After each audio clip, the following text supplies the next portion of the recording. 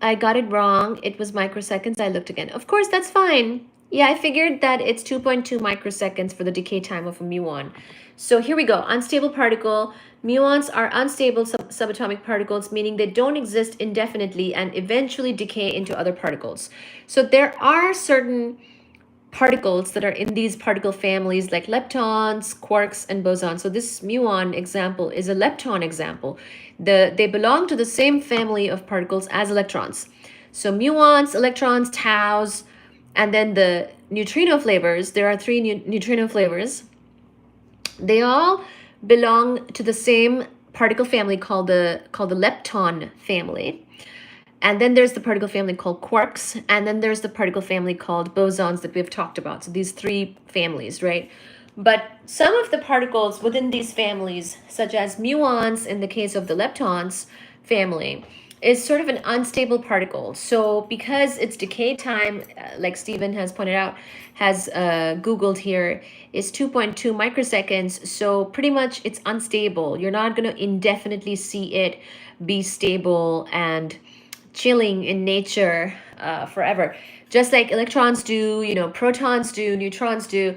So like those quarks that make up the protons and neutrons basically are in a way, you know, stable. They're interacting with each other in those sort of bound states of forming the proton and the neutron, and we see them to kind of just like be and exist in nature normally, naturally.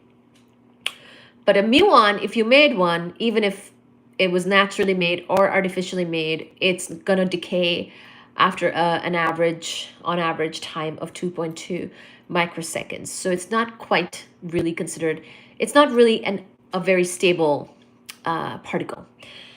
So when a muon decays, it transforms into an electron or a positron, a muon neutrino, and an electron antineutrino. So it's going to make, you know, some kind of electron or positron thingy thing and a couple of neutrinos, electron or positron, depending on whichever way.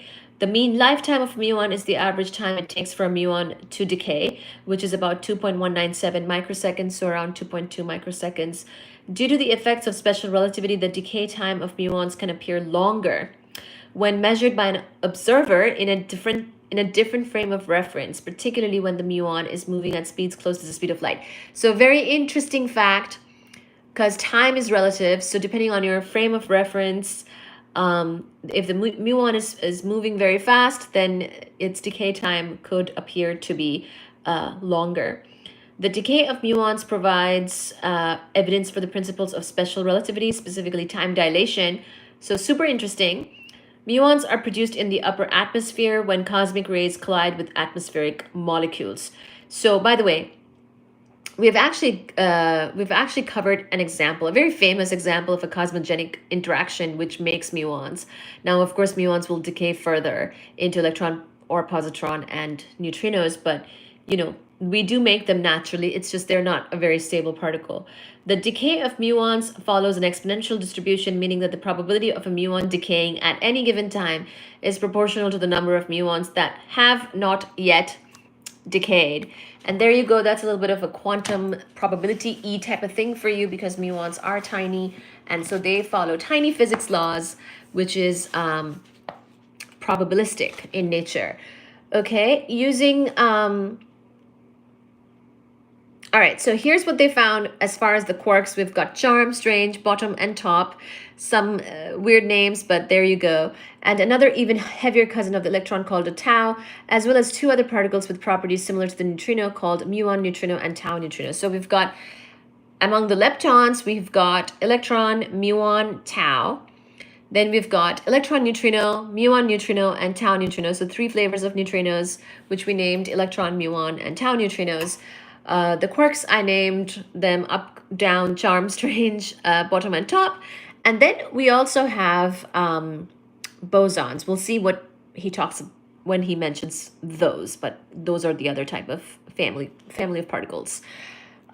These particles are produced through high energy collisions. So what he means is these extra particles that we just mentioned.